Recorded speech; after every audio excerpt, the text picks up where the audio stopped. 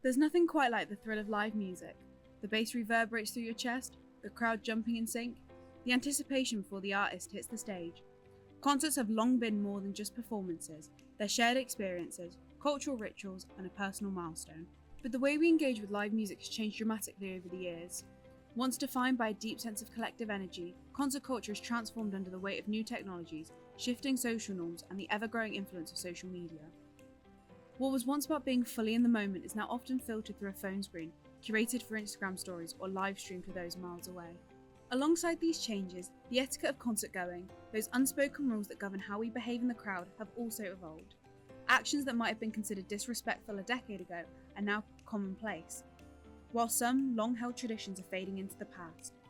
From the rise of phone-free zones to debates about who gets to stand where, the conversation around how to act at a concert is louder than ever. To unpack all of this, we will be interviewing Victoria, an active concert goer and a small music artist. We're getting into what concert culture used to be, how it's shifted, and what it means for the future of live music. Hi, my name's Tori. I'm a small artist and also a concert goer, and I've been to roughly about 25 to 50 concerts in the past couple of years. I'd say at the start I was very inexperienced in the sense that I once travelled down to Birmingham on my own and went all there on my own, got chipped teeth in the mosh pit and then had to go all the way back. So I definitely know how to prepare and how to go about things a bit better this time. So I think it's more preparation and know what to expect more than anything. I think concert culture is mostly defined by, I don't know, that's a tough one. Oh, okay, so I think a lot of concert culture and concert etiquette is, especially in rowdier crowds, is just being mindful of people around you. Like, everyone loves to jump around and bump into each other and that kind of thing, but if you see someone falling or if someone fainting or if anyone gets hurt as well, you know, it's looking after each other and being there to have a good time, really. I go to quite a few different vibes, so I've been to quite a few raves and festivals, I've been to a few indie concerts, a few smaller concerts, and then massive musical kind of theatre things. And at the rave scene, it's very supportive in the sense that everyone's looking after each other, it's all just kind of good vibes. I've found some indie concerts, like I went to see Cortinas, they were a bit more aggressive in a sense, but things like musical theatre, it's almost very kind of proper and you have to stay sat down, there's no jumping around and dancing as much, so they vary quite a lot, but I think that's why I look at different genres as much. I found concerts, especially live events, kind of went through a wave when it came through to lockdown. So before lockdown everyone was very much, you know, crammed in together, having a good time, dancing and everything, and then when lockdown hit and we came back out to live events, everyone was kind of almost scared. But then on the same hand I went to I think it was a rock concert not long after lockdown, and it was the complete opposite, where everyone hadn't, you know, danced around in so long that they ended up just bashing into each other and hurting each other, and there was just no care for one another at all. So, but I think it's settled back down to pre-lockdown now. No, definitely massively. I think before, when you look at things like, I always forget the name of the festival, there was a massive festival in America in the 80s and it was full of people and everyone was just dancing and everyone was actually watching it. I think it was Nirvana playing. Yeah, now if you go to a concert everyone's got the phones up and everyone's trying to show that they're there and everyone's trying to brag that they're there, and it's very much, everyone's trying to be there through the phones instead, so it's weird, you never actually see people actually seeing an artist nowadays. I think for me, I'm 5'4", give or take depending what shoes I'm wearing, and I find a lot of men try to stand in front of you for like 6 foot tall and then you can't see anything, or I see a lot of concert etiquette for me personally is making sure that everyone around is okay, especially younger girls as well and especially women, because the amount of times, like even myself, we've been at concerts and people have tried to take advantage, or people have tried to just, you know, push boundaries and stuff because they think it's a crowd and that no one can see what's happening. Then I think it's just definitely I'm looking more to look after the other women around me as well. Smoking, definitely. I see people smoking. Well, the first time I went to a festival, people were smoking in the arena, and I was like, what? But then it's normalised then. But you know, back in the 70s, everyone was just sparking up in the O2. Massively. I was at, where was it now? I was at the Raytons in, it's not Motorpoint now, it's what Motorpoint was in Sheffield.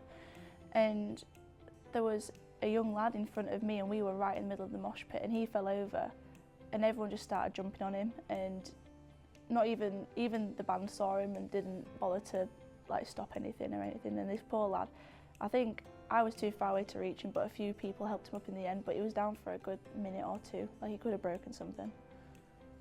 I feel like pushing is part of moshing. It's, you know, that's the whole purpose of it, you're bumping around, pushing into people, and if you're going back to form a pit and then going forward, that's just natural. But in terms of like talking, if it's constant through the entire like gig, it then ruins it. But if it's just here and there, it's not a problem. Like, I've had people ruin it at Arctic Monkeys before, just screaming over it. I think massively, yeah.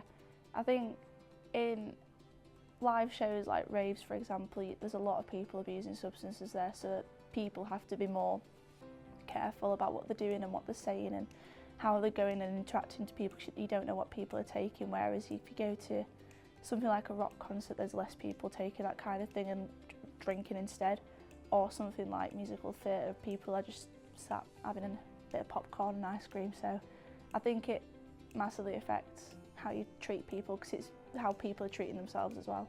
I think it made people very overly cautious at first, and then people got overexcited, and then they've kind of settled down again now. But when people were getting overexcited, there were, you know, that's when people were just hurting one another at shows. But when they were overly cautious, everyone was just stood like watching things. And I think especially after lockdown, people have become more aware of people getting hurt in crowds. I've seen at bigger live concerts where the artist has stopped something if someone's fainting and things like that, which I think is really good, especially after the Travis Scott stuff that happened a couple of years ago.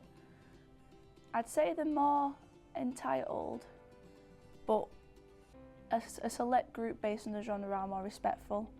So I find a lot of people in the rock scene are more entitled now, but a lot of people in the kind of electric music and the rave scene are more respectable. And I found the parallels gotten bigger after lockdown especially. I believe I massively do. I think an artist conducts the crowd. Like, being a small artist myself, if I want to go and do a gig and it's a rowdy crowd, I'll emphasise on that, because it gives me more stuff to work with. If a crowd's quiet, an artist will be quiet. And I think if you do a show, you go up and you choose how the crowd's going to react, unless you have like a load of arseholes there who are just going to completely ruin it for you. It's up to the artist based on how a show will go, 100%. I wouldn't say so, to be honest. I'm happy with how things are now. I feel like we needed that scare of lockdown to really appreciate how things are now, and now things are a lot better and a lot more understanding and a lot more appreciative of what's in front of them, because obviously we had it ripped away from us for a while. So I think it's good how it is now. I just appreciate how much people look out for each other a lot more now, just in general. And people really just have a lot more fun because they know how crap it was without it. So people just do have a lot more fun now. Bring water and deodorant. Just bring some deodorant, please. I think a lot of artists are now implementing no phone rules for some of their concerts. I think that's going to become a more widespread thing, because things like no phone raves and no phone restaurants and clubs are becoming a thing as well now. I also think bigger outdoors events are going to become a bigger thing as well, because there's things like down in the parks in London, there's obviously the tram lines that's getting bigger and bigger every year, so I think that's going to become bigger, and smaller pub and smaller venue gigs are going to die out, I think. I think they're either one of two things. They're either a super fan who genuinely loves an artist to the point where it might be a problem, or it's to a point where they're just wanting to be on a screen and they're wanting to be having the faces there. If you're there to genuinely support an artist that you've supported and followed for a while, it doesn't matter if you're at the back of the arena or the very front, you know, you're still seeing them, it's still an amazing thing. So my name's been Tori, guys. You can find me online at Toria Music, so that's Toria Music with 2 C's. I do indie and rock style music, all originals, and it'd be lovely if you guys could give me a follow on Instagram and Facebook.